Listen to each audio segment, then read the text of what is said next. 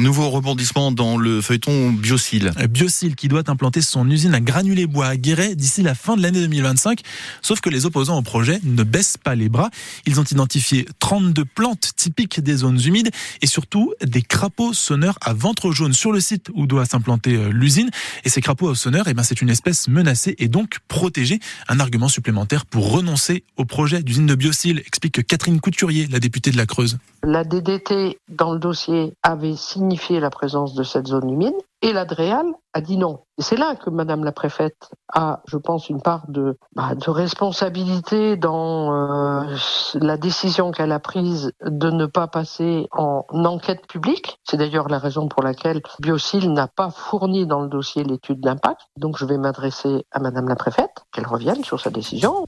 Et pour l'instant, la préfecture de la Creuse se contente de dire qu'elle suit l'évolution du dossier Biocil.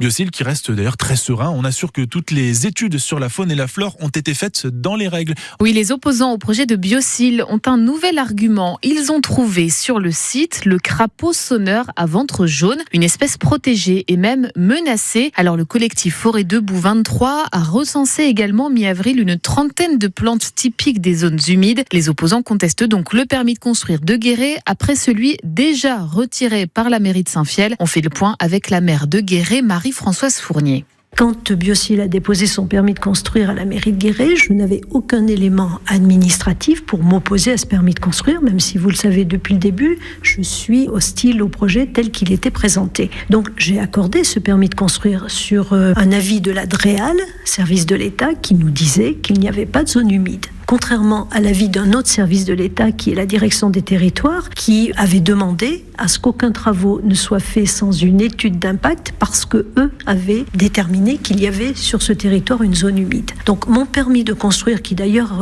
a été contesté par les associations et va partir au contentieux, se base uniquement sur des normes administratives qui étaient respectées. Donc je ne pouvais pas le refuser. Ce permis de construire va être revu, puisque le permis de Saint-Fiel étant illégal, Biocil doit revoir ses plans entièrement sur le terrain de Guéret et donc doit nous demander une modification de permis de construire. Donc là, on est en attente de quel processus va prendre le pas sur l'autre.